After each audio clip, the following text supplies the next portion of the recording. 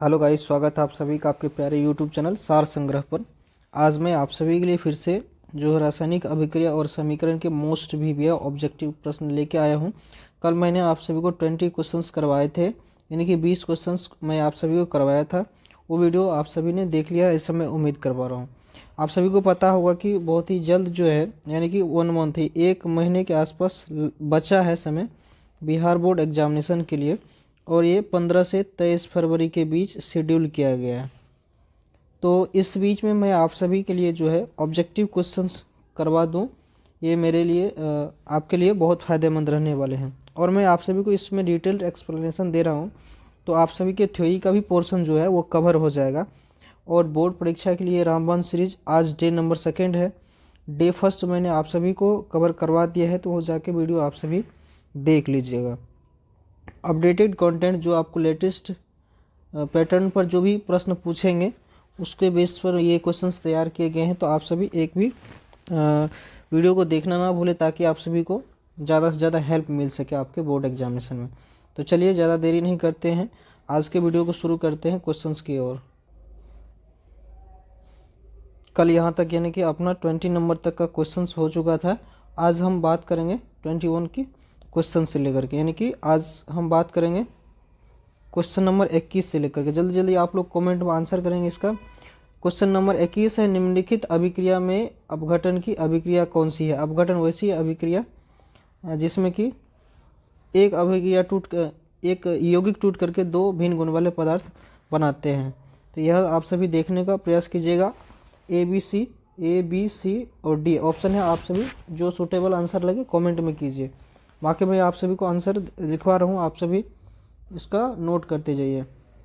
पहला इसका answer number हो जाएगा, इसका 21 का आंसर नंबर हो जाएगा आप सभी का, जल्दी बताइए आप सभी। इसका आंसर हो जाएगा आप सभी का सी, यानी कि यहाँ आप सभी देख रहे हैं कि पोटेशियम क्लोराइड जो है टूट करके पोटेशियम क्लोराइड और ऑक्सीजन बनाते हैं।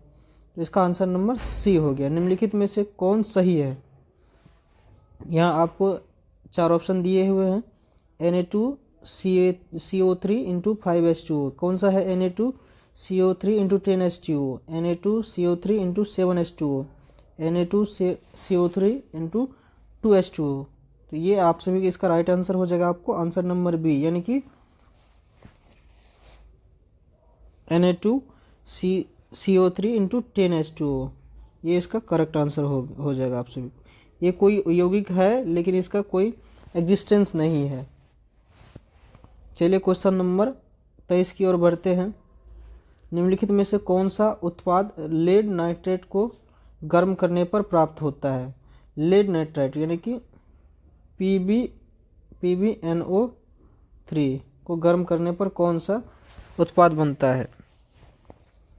तो PbNO3 को गर्म करने पर नाइट्रोजन ऑक्साइड बनता है। आंसर नंबर इसका बी हो जाएगा क्वेश्चन नंबर 23 का।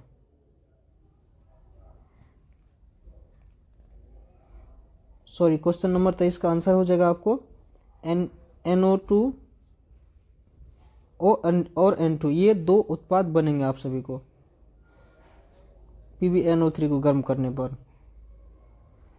नीचे दिए गए अभिक्रिया में कौन सा कथन सही है। क्वेश्चन नंबर 24 है। नीचे जो दिया गया अभिक्रिया है, Cu और O2 मिलकर क्या बना रहा है। CuO कॉपर ऑक्साइड बना रहा है। इसमें क्या हो रहा है कि ऑक्सीजन का संयोग हो रहा था। ऑक्सीजन का संयोग यानी कि मिलना क्या कहलाता है, ऑक्सीकरण या फिर उपचयन अभिक्रिया कहते हैं। तो ये क्या हो जाएगा इसका आंसर, आंसर नंबर ए, यानी कि कॉपर का ऑक्सीकरण हो रहा है। बढ़ते हैं नेक्स्ट क्वेश्चन नंबर 25 की ओर। क्वेश्चन नंबर 25 है, इलेक्ट्रॉन के स्थानांतरण से बने यौगिक क्या कहलाते हैं। जब इलेक्ट्रॉन का स्थानांतरण यानी कि इलेक्ट्रॉन का क्या होता है, स्थानांतरण मतलब एक्सचेंज। इलेक्ट्रॉन जब कोई पदार्थ जो है त्याग करता है तो इस पे प्लस पॉइंट होता है, और जो ग्रहण करता है उस पर नेगेटिव चार्ज होता है। तो इस प्रकार का जो स्थानांतरण होता है यह कौन सी अभिक्रिया होता है। सहसंयोजी, विद्युत संयोजी, कार्बनिक, या इनमें में से कौन सा होता है। आंसर बताएंगे आप सभी का क्वेश्चन नंबर 25 का। इसका आंसर हो जाएगा आपको विद्युत संयोजी, यानी कि इसका correct answer option number B हो जाएगा। देखते हैं क्वेश्चन नंबर 26 की ओर। CuO प्लस H2 मिल करके क्या बना रहा है, Cu plus H2O। CuO copper oxide और हाइड्रोजन इसमें संयोग हो रहा है मिल करके कॉपर और H2O यानी कि जल बना रहे हैं। ये किस प्रकार की अभिक्रिया है, इसमें देख रहे हैं ऑक्सीजन का हाइड्रोजन का संयोग हो रहा है यानी कि हाइड्रोजन जुड़ रहा है। तो क्या होगा, ये अपचयन अभिक्रिया होगा। अपचयन या इसी को अवकरण भी बोलते हैं। तो इसका करेक्ट आंसर हो जाएगा आपको ऑप्शन नंबर 26 का ऑप्शन नंबर बी। चलिए क्वेश्चन नंबर नेक्स्ट 27 की ओर चलते हैं।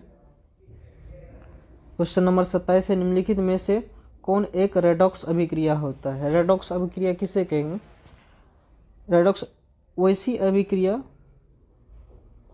अभिक्रिया जिसमें ऑक्सीकरण और अवकरण दोनों साथ साथ होता है। ऑक्सीजन यानी कि ऑक्सीकरण यानी कि ऑक्सीजन जुड़ रहा है और हाइड्रोजन क्या हो रहा है, निकल रहा है, दोनों साथ साथ हो रहा है, तो वो क्या हो गया, रेडॉक्स अभिक्रिया हो गया। इस प्रकार के एक क्वेश्चंस आपके बोर्ड एग्जामिनेशन में देखने को मिल सकता है। तो आप सभी इसमें 4 ऑप्शन दिए गए हैं, इसका करेक्ट आंसर हो जाएगा आप सभी को। देखिए यहाँ CaCO3 calcium carbonate, calcium oxide और कार्बन डाइऑक्साइड, H2 और Cl2, इसमें केवल और केवल क्या हो रहा है, हाइड्रोजन जुड़ रहा है। दूसरा देखते हैं option number C, CaO calcium oxide और 2HCl। यहाँ पे देखिए हाइड्रोजन के साथ ऑक्सीजन जुड़ रहा है और क्लोरीन के साथ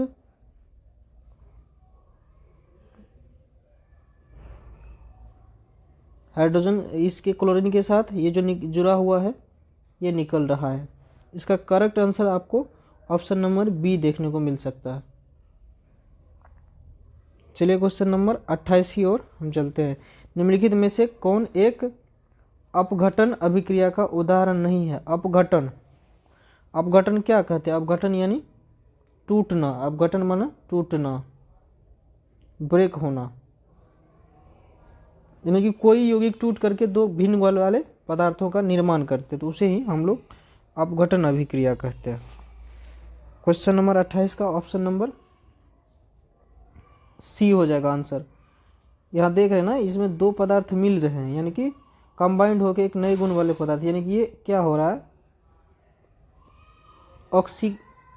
ऑक्सीकर मतलब ये वियोजन अभिक्रिया यानी कि कंबाइंड हो रहा है यानी कि जुड़ रहा है।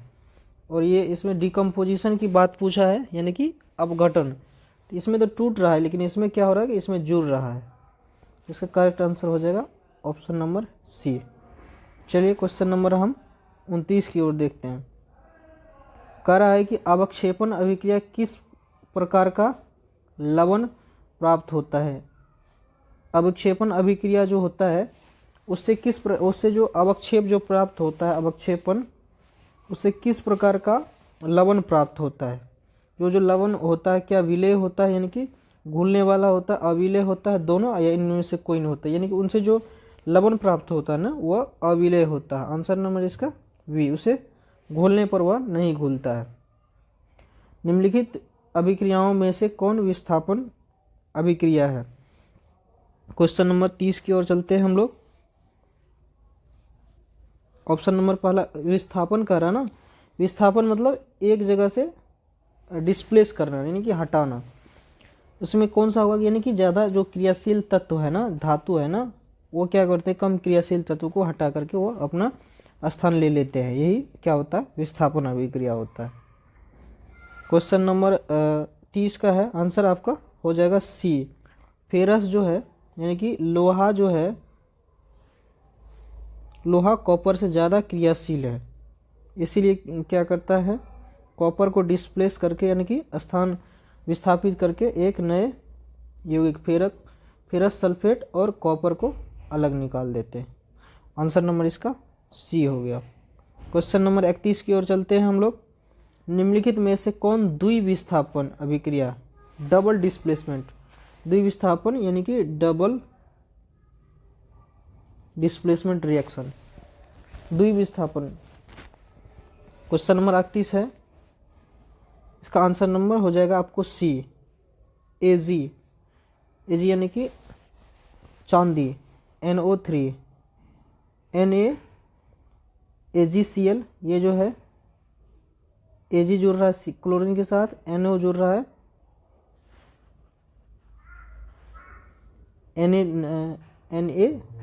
NaNO3, ये डबल डिस्प्लेसमेंट रिएक्शन हो रहा है इसमें। यही इसका ऑप्शन नंबर सी हो जाएगा। चलिए क्वेश्चन नंबर 32 की ओर बढ़ते हैं हम लोग।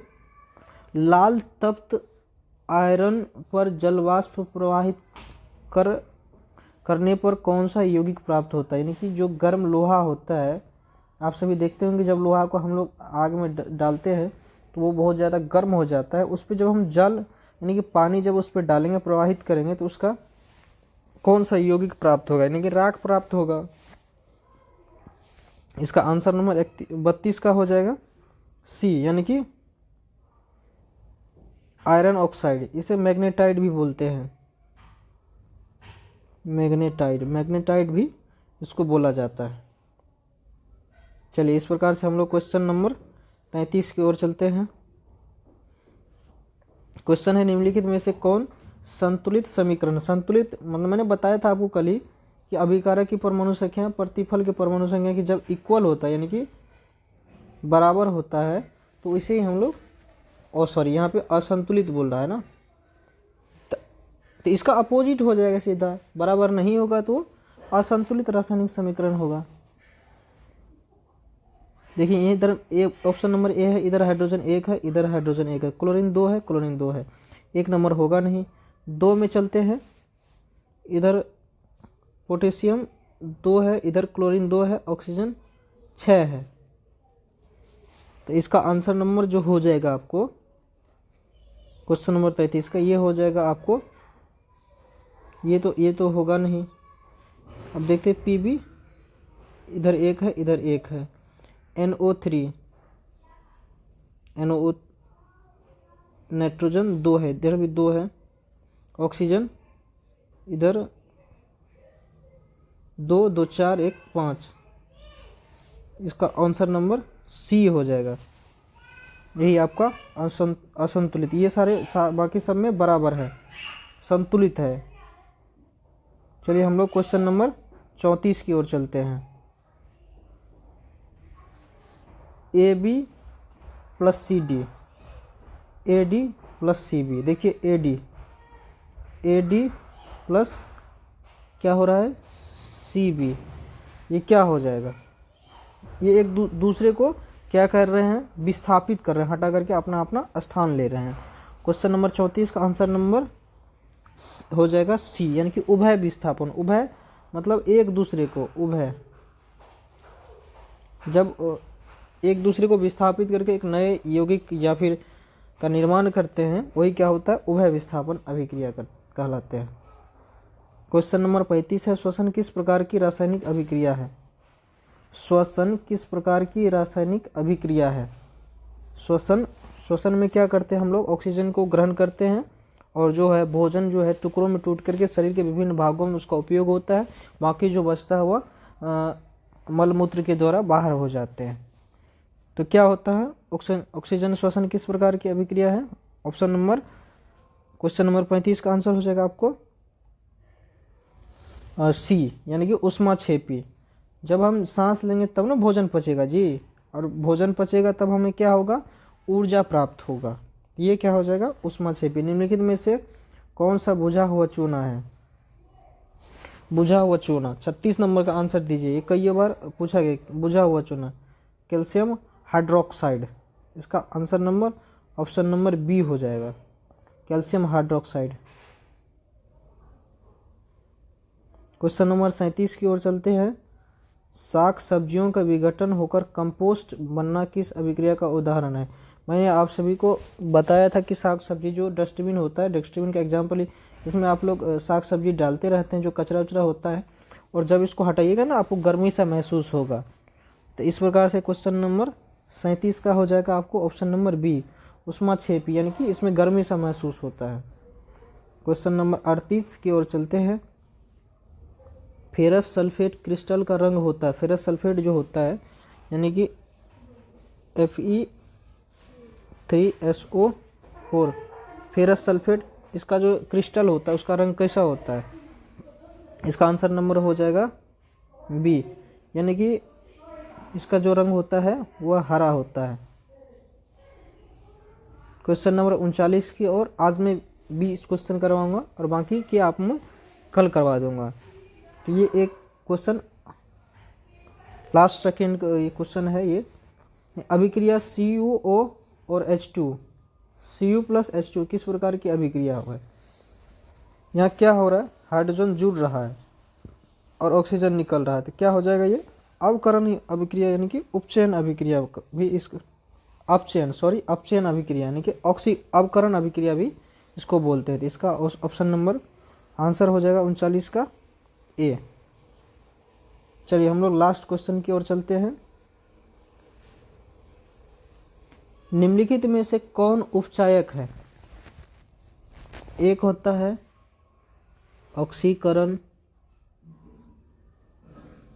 ऑक्सीकरण अभिक्रिया और एक होता है ऑक्सीकारक। इसे उपचायक भी बोला जाता है। और एक होता है अवकरण अभिक्रिया और उसमें जो होता है अवकारक होता है, या इसे ही अपचायक भी बोलते हैं, जैसे कि इसमें ही है।